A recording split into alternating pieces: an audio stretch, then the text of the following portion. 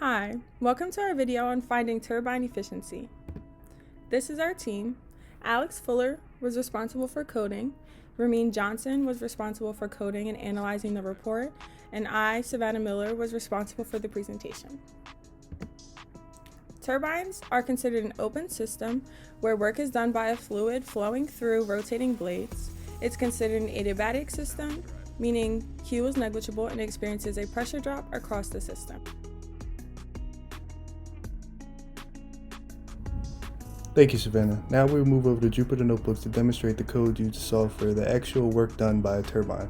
First, we will start with the Redlich-Kwong equation of state and using nitrogen. Listed below are the necessary imports to solve the functions below.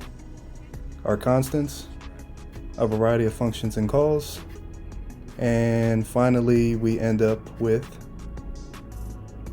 the overall work done using the Redlich-Kwong equation for the heat capacity constant as well as the heat capacity integrated. Next, we move over to the Peng-Robinson equation of state, again using nitrogen. We have the same function calls, constants, and we end up with the overall work done using an integrated heat capacity, shown below. Now we solve for the work done assuming an isotropic turbine. And we are left with the ideal work done shown below and an efficiency of 80%. For our turbine specifically, we needed to use a weighted average of the pressures and temperatures of the outlet stream because there were 3 outlet streams. These are all listed here.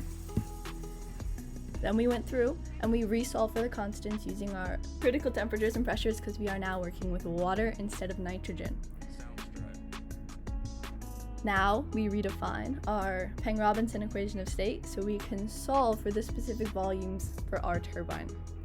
Once we know those specific volumes, we solve the departure function for enthalpy, going into the ideal state and returning from the ideal state, so that we can then add the integrated heat capacity and find the actual work produced by our turbine. Then in order to work towards the efficiency, we need to find what the work would be if it was an isentropic system, because we need the ideal work.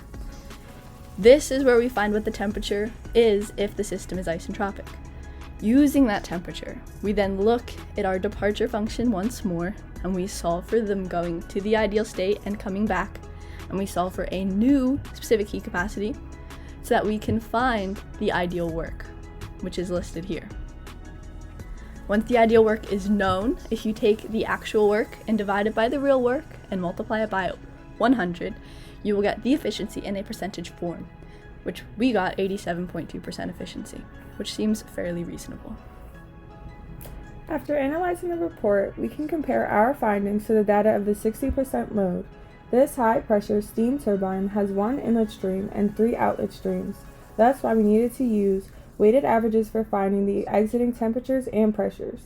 Unlike in an ideal system, mass is not conserved. It is lost through the front gland seal and rear gland seal shown in the turbine diagram. In the report, they made a distribution to relate the amount of mass lost between the front and rear gland seals. Using this distribution, they calculated a range of efficiencies between 90 to 92%.